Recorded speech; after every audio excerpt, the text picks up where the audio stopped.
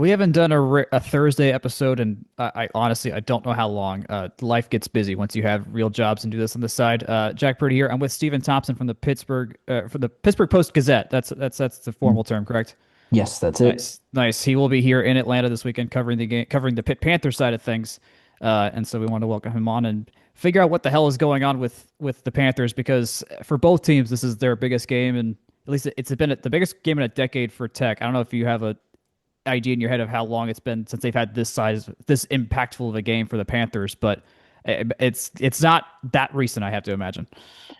Well, I mean, they played in an ACC championship Oh, game, I forgot a about that. couple, Well, that's important. yeah, That's not too long important. ago. Yeah, and that Notre Dame, I mean, obviously Pat Narduzzi's comment made more headlines than really the actual game Right. last week, but that Notre Dame game last week was pretty big. Yeah. But yeah, as far as like ACC stakes in the regular season in November, it's hard to think of a parallel. I think the cl thing that comes closest, at least in the Pat Narduzzi era, is the Clemson game at home in 2021. It just felt Mm, like that was really the only hurdle that the biggest hurdle that they had to surpass in order to get to that ACC championship game. So, right. yeah, it's not been that long, but it feels like a lifetime when you went through last season starting 7-0, finishing Right. 0-6, starting Phil Jurkovec at quarterback the year before, and doing that kind of thing. So we Yeah. we do feel pretty separated from that ACC championship run. So I don't think any the stakes of this game are lost on anyone here in Pittsburgh. Right. I mean, it's a whole cycle ago at this point. Like, barely anyone's left, if anyone's left from that 21 team, I'd imagine at this point, now that we're mostly out of the COVID rules and things like that. I want to give a lay of the land just for everyone listening of numerically where we're sitting. So Tech is 9-1 right now. We're 6-1 in the conference. This is our final conference game. So this is we're either going to be 7-1 or 6-2, and that's it. Pitt is 7-3, but they have a very similar path in that they are 5-1 in the ACC. Could be 6-1 when this is all said and done, with Miami left to go. So in terms of just raw, what's harder? Pitt's probably got the harder path here, considering they're playing. There's two. Just the fact there's two games left. That's double the opportunity to either make it work or not make it work. Um, I know. So you mentioned Narduzzi's comments about Notre Dame. I feel like I've taken a similar mindset about our game against Georgia, and that like it does nothing for our playoff chances, especially if especially if Tech loses this game. But like, how did that roll over with the fan base? I'm curious about that because I think for us, Tech with Brent Key, like our head coach, is just like if there's a football game to be played, we're going all out. Like you don't waste an opportunity. I know Pat didn't necessarily mean it in terms of like we're just not going to play, but like he was aware of the stakes and that Notre Dame did not matter in the grand scheme of things. How did that end up playing with the rest of the crowd? Badly. It was not well received at all. And you can imagine why, right? Like it was college game day coming to town, a top 10 Notre Dame team, and right, like the ACC stakes, like that's obviously really important, and that's your best ticket to the college football playoff if you're Pitt, especially at this point. But Right. entering that Notre Dame game, I mean, like the world was your oyster, really. Like you beat a top 10 Notre Dame team, and like you might not have to worry about the ACC championship game all Fair, that much. You like fair. to be totally honest with you. And I think a lot of people viewed it as not just a stepping stone to the college football playoff this year or whatever, whatever postseason, opportunity they would have had afterwards, but it was a chance to kind of announce yourself nationally as maybe a different program than the one Yep. that people had kind of thought of you as for so many years. And the ACC championship win only went so far, and like I said, we're pretty far removed from that. But Yep. this was a spot where I think people felt like Pitt could have competed and maybe even won the game. And so, the comments were bad. I don't think they set a positive tone for the week. And then, Hmm. you lose that game by 22 points, effectively 28 points before a, Right. garbage time touchdown. And it's, obviously people are going to turn to that first, right? And like I Yeah. think I knew what Pat Narduzzi meant when he said that at the beginning of the week. I think all of my colleagues really in the you cover him every day knew what he meant when he said that. But I think it was also just unnecessary. It was an unforced error, and it was just bad Right. PR when you didn't need him. I think the people who would be most upset with Pat Narduzzi were the people in the ticket office. Yeah, that makes sense. Yeah, that's a thing you don't have to say.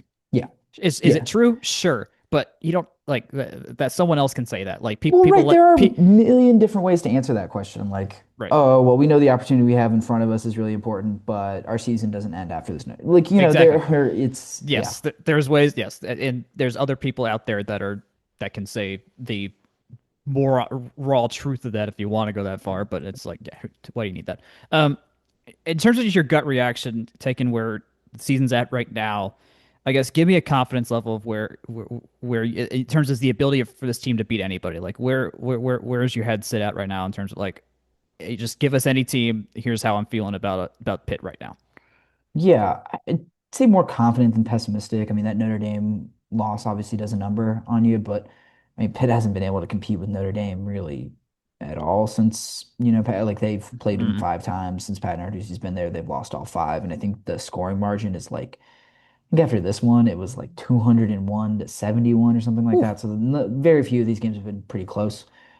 That said, there's a long way to go, I think, between Notre Dame and, Miami or Georgia Tech, right? right. And so I think if you think of it in an ACC context, I think Pitt is certainly capable of competing with any of these teams and beating them. Um, you know, it's really hard to imagine Pitt beating anyone in the top 10 or so, but I Hmm. think this team has a ton of talent. Like at linebacker, they have two guys who I expect to be drafted whenever they leave the program. I think they've got one or two offensive linemen who fall into that category as well, maybe even three or four, Yeah. depending on who comes back and who doesn't. And Heintschel has been like a revelation.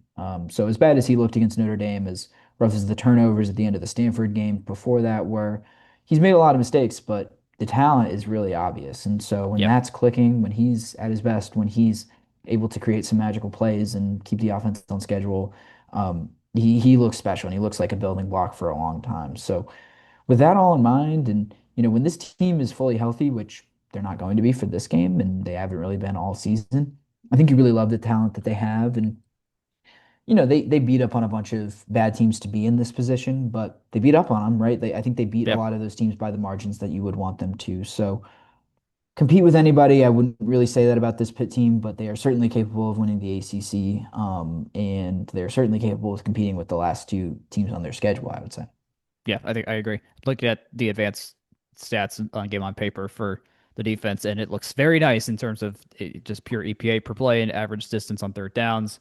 Havoc rate, like that's the kind of that's good stuff to that's good stuff for a team that's going to face a guy like Haynes King who wants to move the ball quickly, but if you can get in the backfield fast enough, that's a way to beat Tech. Like that is Clemson almost pulled that off. They were close that they had that idea. Wake Forest nearly did that when they nearly beat us as well. So you got the got the good pieces there. Um, Tell me what hasn't been working. Like if there's a weakness that had like you can toss aside Notre Dame because they're Notre Dame, but just in your generic ACC games, where have teams found success against on either side of the ball against Pitt? Let's start with the offense. I mean, the offensive line, I think it kind of starts and ends there. So Pitt hasn't really been able to run the ball all year, really, regardless of who the quarterback was. So a lot is on Heintschel's plate, but by extension, a lot is on the offensive line as well to pass protect for him. Yeah, And it's been spotty at times. So he's been under pressure a lot. That Notre Dame game was standing, and he's been able to make some magic outside the pocket, but it's not how you want him to live. right.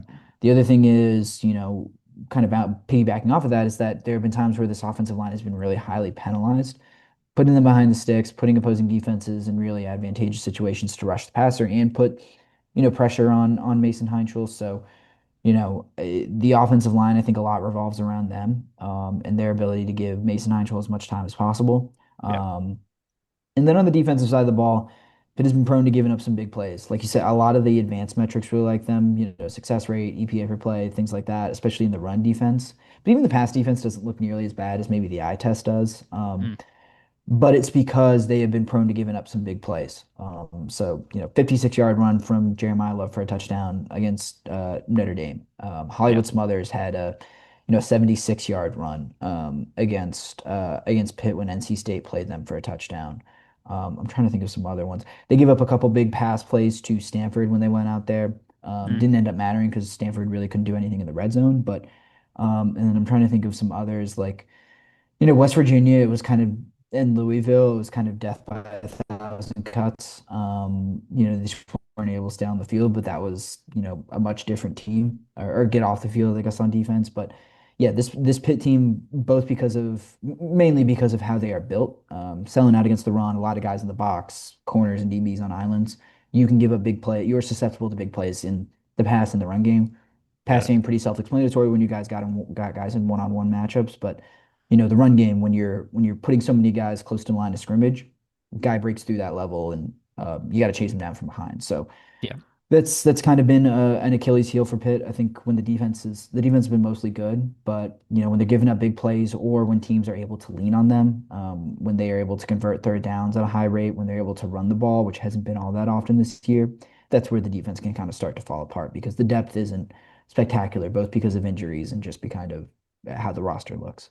Gotcha. No, that makes sense. In terms of the explosive rates, your point makes total sense because they're at 5.8% for rush explosive plays, but it doubles to 11.6% and for pass explosive plays allowed, which is not a percentile you want to be in general for plays like that. Um, you mentioned third downs for your offense. Teams have had no better success against Tech's defense than third and 10 or further. Like if you want to get a chunk play, get to third and 20. You're guaranteed 25 yards. I don't know why. They play soft. They give a lot of cushion. You will find an underneath route that can gash or something. It just happens every single game. It does not matter who we're playing. Boston, one win, Boston College or Clemson. Uh, you will I can almost guarantee you will find think you're out of a drive, they will not be out of a drive at certain points. um you mentioned Mason Heintschel. I mean, getting a freshman good quarterback down is crazy important to have and rare at this point too. It definitely has. I mean, it seemingly has completely turned the season around. Where you see, you mentioned the O line obviously is not as good as you'd want it to be, but what spots has he looked good in? Like, what situations make Mason Heintschel look like he's gonna just tear you a new one and score a bunch of points versus spots where it's like, okay, if you can get him here, then you can make him look like a freshman, basically. Yeah, well, so I mean, the times where he can look like a freshman are when he's pressured, I think. Like, Notre Dame was the most stark example of that, but I think Mm, Syracuse also did a little bit of that to him as well, and at times, Stanford did as well, right, when they were able to compress the pocket a little bit. He's got legs, so he can definitely extend plays and scramble, and he does that to great effect sometimes, but I'd say it's also really primarily his struggles have come when he's hunting the big play, for lack of a better term. And that's something that really hmm, plagued Eli Holstein too, and one of the reasons why he got benched. But when Mason Heintschel first came in, those first few games before they went up to Syracuse, like his biggest asset was taking the underneath route, taking the 4, 5, 6 yard pass, and living to play another down. And then you're into a third or fourth and manageable when it really matters, and right, then his talent can kind of take over. And it also limits what defenses can do, opens up what offenses can do.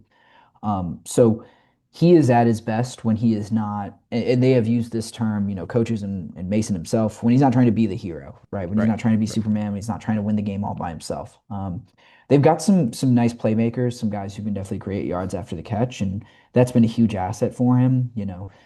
I don't think Desmond Reed is going to play in this game. I would be really surprised if he does, but that Florida State game, you turn on that film, like it was, a ton of that game. I think he had 170 something receiving yards. He had 200 all-purpose yards, but it was most of the time him taking a pass that only went 2 or 3 yards beyond the line of scrimmage and taking it for 11, 12, 13, Mm, plus yards yeah, for a first down or a touchdown or something like that. So Heinkel is at his best when he's doing the simple things well, but also his line really has to allow him to stay in those right. situations. So that's pass protecting, but also they've been looking for a run game all year and still haven't found it.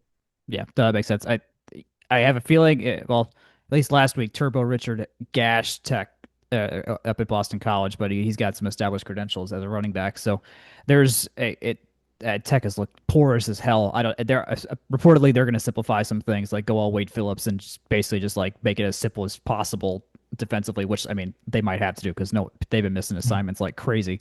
Um, so I'll be curious when you put it that way. It sounds like in a game where you've got to produce and just get enough points and basically survive in advance. You, you may need to throw the kitchen sink at some points, but you want to throw the plays that he can run and that he can run well, and that may be enough.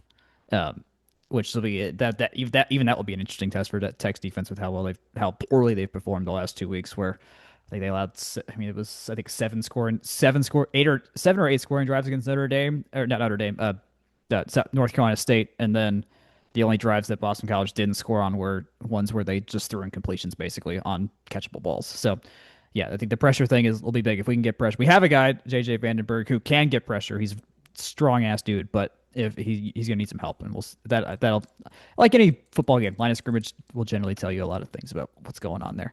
Um, combine everything we talked about, what feels like the best case scenario for Pitt? What if things work out perfectly well? What kind of game does that look like for the Panthers?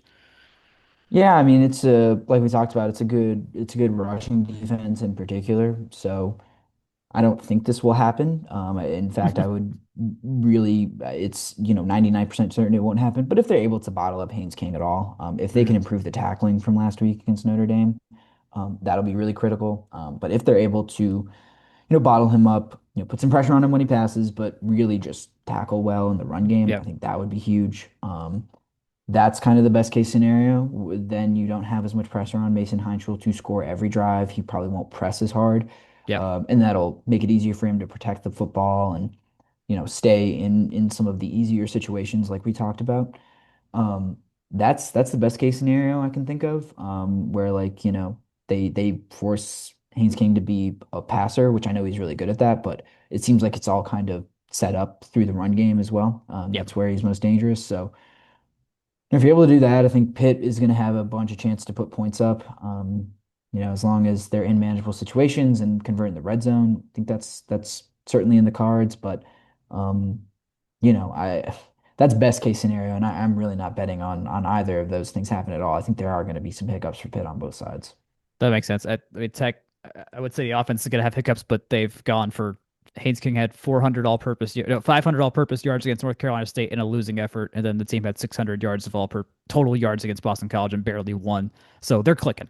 Uh, they're going to find a lot of yardage, and so it's I think in that worst case scenario, I feel like I can answer the worst case because that it implies good things for Tech.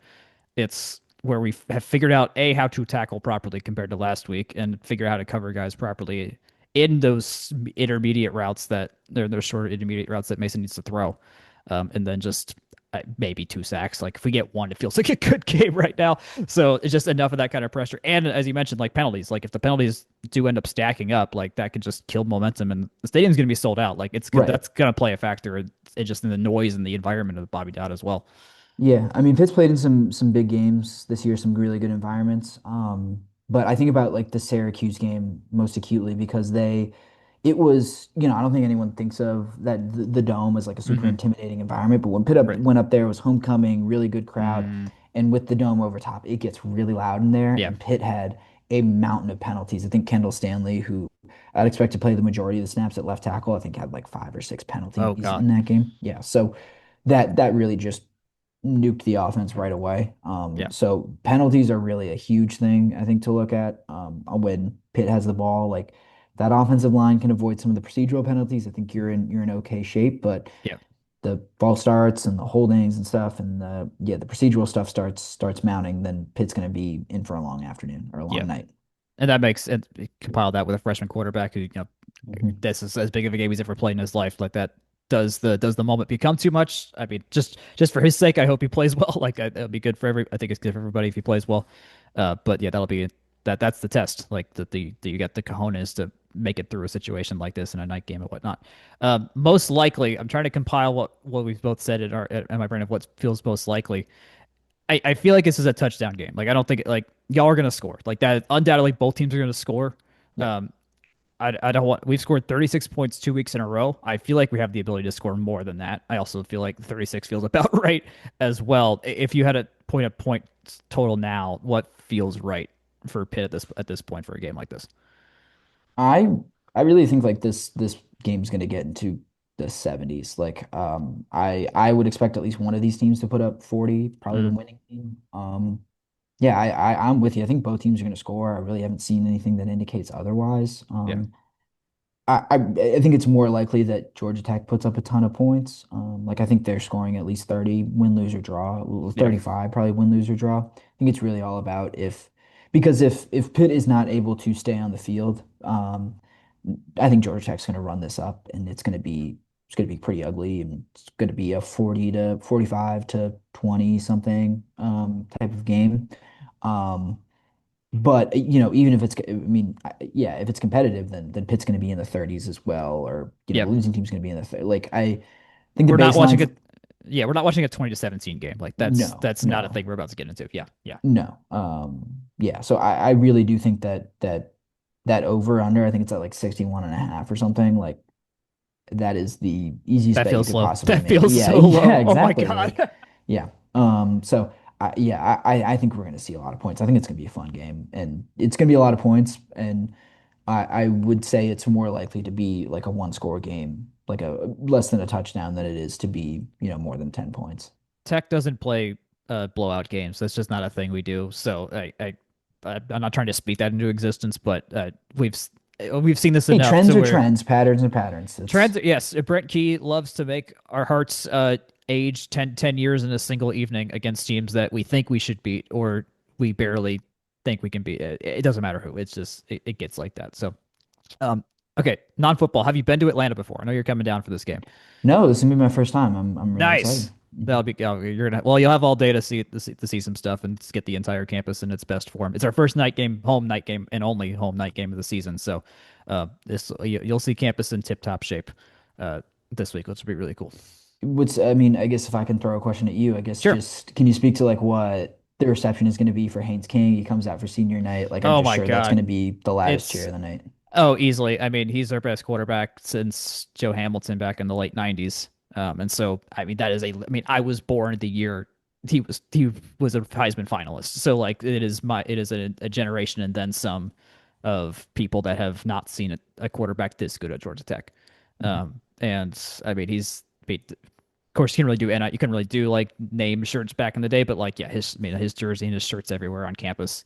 I mean, every student sign is some sort of funny Haynes King sign, whether him in like royal robes or in King Mhm. We Trust or stuff like there's the whole culture around him and it, like fan culture around him, which is just it's crazy. Like that, like if you told me 4 years ago with the Georgia Tech team we had, they'd be like, "Hey, you have a quarterback that's probably going to go to New York for the Heisman final and be a Heisman finalist and be a transfer at that." From an SEC school and revel and completely change the team, like we would have been like, what the hell are you talking about? Like that's it, Yeah. there's a lot that we've come a long way, and to have him just be like this is crazy. So, I mean, a big reason why we need a big game is because we're like, we know this guy can win the Heisman. Like, oh, he's Yeah. got to ball out today. And now the great thing about him is he is very much he is extremely team first, which is part Mhm. of why this works so well. He is you really can compare him and Diego Pavia's personality and see very different people. Now, are they very similar players? Yes, but they are very different personalities when it comes to how they just treat everything else and things like that. So, no, I mean, for a lot of people, this is going to be well, it's his last quote home game. We play Georgia next week in Mercedes-Benz Stadium, a mile away. So it's the last of Bobby Dodd game, but basically everyone's going to see him again next week in the Benz in a game that whew, I don't want. I'm not thinking about that one yet. Yeah. I One week at a time. one. Let's go This one is and out very this much week, and let's very yeah.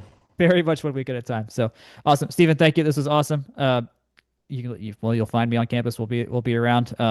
Where can people find you if they want to read your stuff at the Gazette? Yep. So I'd say, first of all, we're really trying to push our video stuff. So if you're interested in Pitt at all, check out at PG Pitt on YouTube.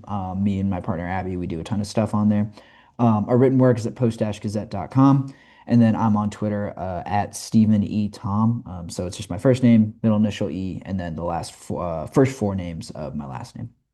Awesome. All right. Thank you, Stephen. Thanks for having me.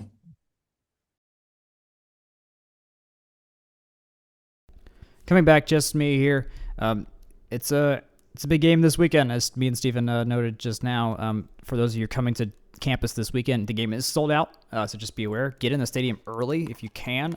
I just from experience, from what I've heard these last few games, if you're coming and you haven't been in a bit, these sold out games, it takes a second to get in the stadium for whatever reason.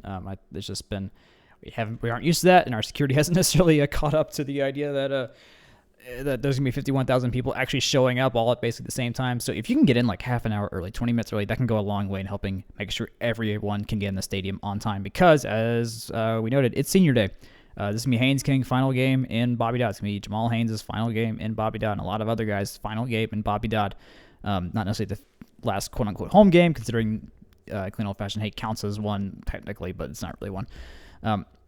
So if you can get in the stadium early, get in the stadium early, hang out on campus, come see the sights. If you haven't been to campus in a long time, there's a lot of new stuff around. It's a lovely place to walk around, even more beautiful than it ever has been. There's new installations. So many new things. There's good bands going to be out there. A friend of mine's in the band called the Ray Miners that they're going to be performing at ATL. It'll be a really good place, really good band to go see.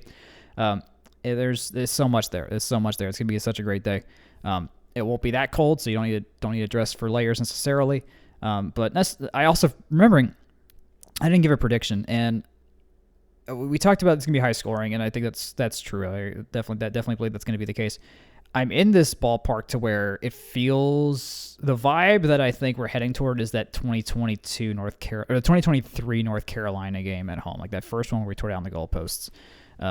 Or did we tear down the goalposts? I don't know. That first big home win though against in the Brent Key era, that was like, oh my goodness, like we actually beat a ranked team.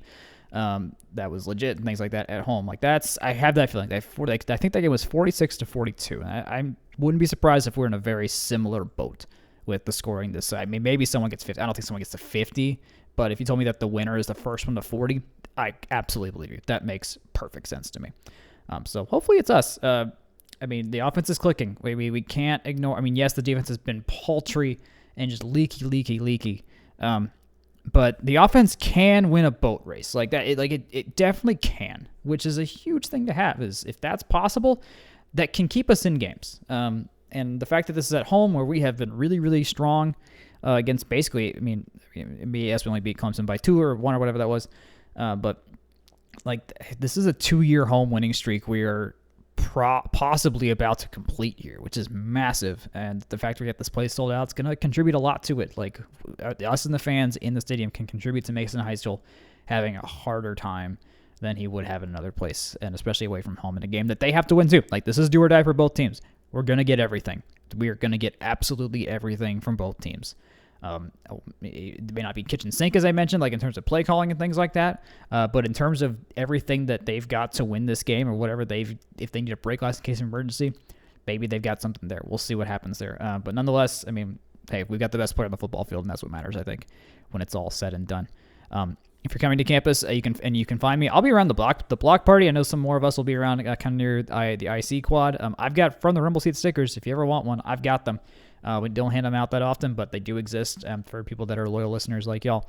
And then, man, it's a big weekend. It's a big weekend coming up. We'll be back on Sunday with our usual week recap from this week, from the Tech football game and all the other sports going on as well. You can find our coverage at FromTheRumbleSeat.com. We'll have a game thread up for people to comment on and find out where to watch. We're on the radio and things like that.